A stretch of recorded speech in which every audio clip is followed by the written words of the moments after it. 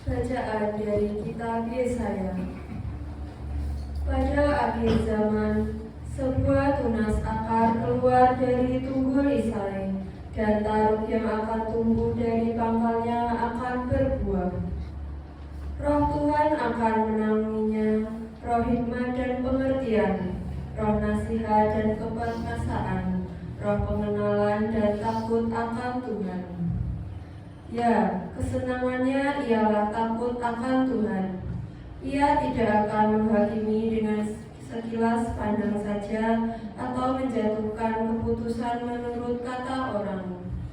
Tetapi ia akan menghakimi orang-orang lemah dengan keadilan, dan dengan kejujuran ia akan menjatuhkan keputusan terhadap orang-orang yang tertindas di negeri.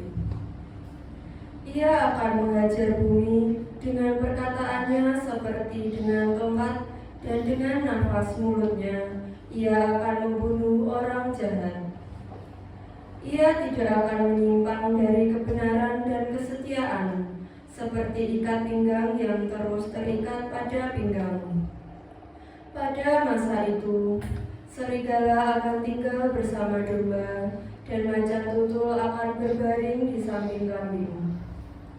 Anak lembu dan anak singa akan makan rumput bersama-sama, dan seorang anak kecil akan mengiringnya. Lembu dan beruang akan sama-sama makan rumput, dan anak-anaknya akan sama-sama berbaring. Sedangkan singa akan makan jerami seperti lembu. Bayi-bayi akan bermain-main dekat tilang ular tendung, dan anak yang cerai susu akan mengulurkan tangannya ke sarang ular beludak. Tidak akan ada yang berbuat jahat atau yang berlaku busuk di seluruh gunungku yang kudus, sebab seluruh bumi penuh dengan pengenalan akan Tuhan, seperti air laut yang menutupi dasarnya. Maka pada waktu itu taruk dari pangkal Isai akan berdiri sebagai panji-panji bagi para bangsa. Taruk itu akan dicari oleh suku-suku bangsa, dan tempat kediamannya akan menjadi mulia. Demikianlah sabda Tuhan. Syukur pada Allah.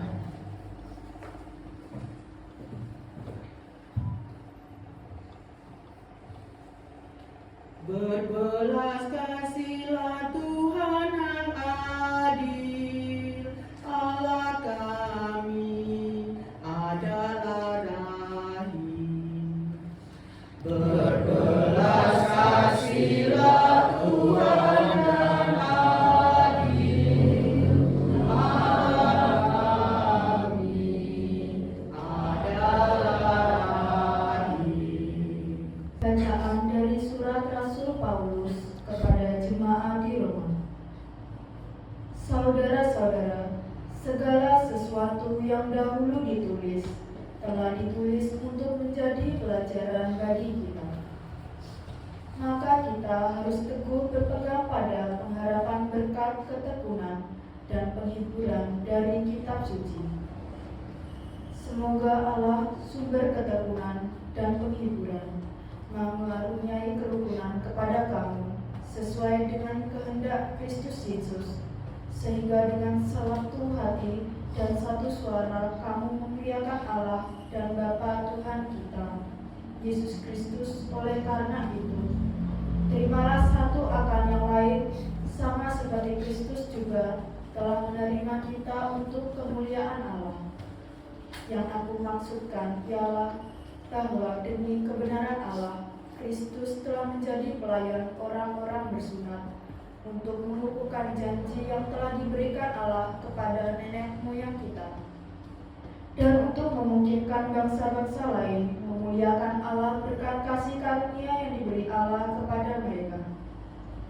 Hal ini kukatakan kepadamu seperti ada tertulis, Aku akan memuliakan engkau di antara bangsa-bangsa, dan menyanyikan mazmur bagi nama-Mu.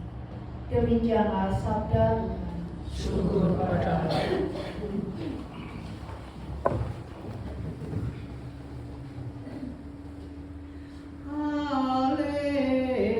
Haleluya,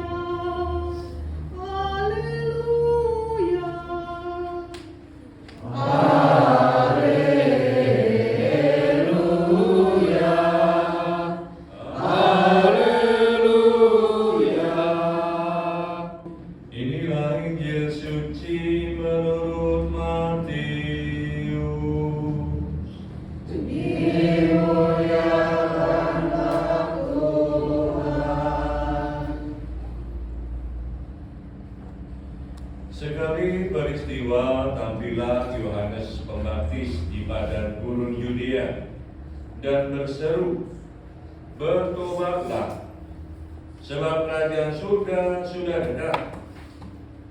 Sesungguhnya dialah yang dimaksudkan Nabi Yesaya ketika Nabi itu berkata, "Ada suara orang yang berseru di padang gurun, persiapkanlah jalan untuk Tuhan, luruskanlah jalan baginya."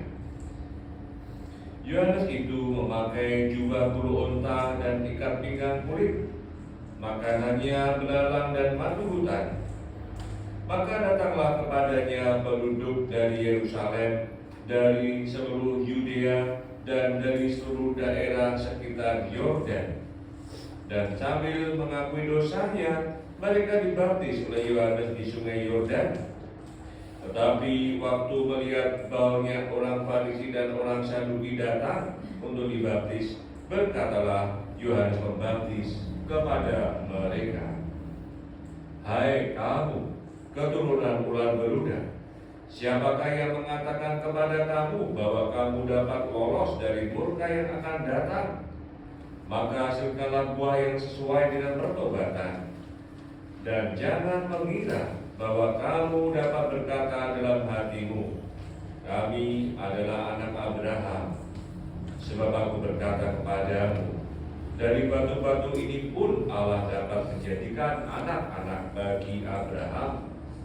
Kapak sudah tersedia pada akar pohon, dan tiap pohon yang tidak menghasilkan buah yang baik pasti ditebang dan dibuang ke dalam api.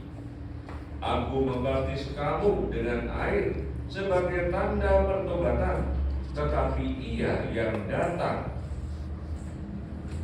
kemudian daripadaku lebih berkuasa daripadaku, dan aku tidak layak melepaskan kasutnya. Ia akan membaptis kamu dengan Roh Kudus dan dengan api. Alat penampi sudah di tangannya.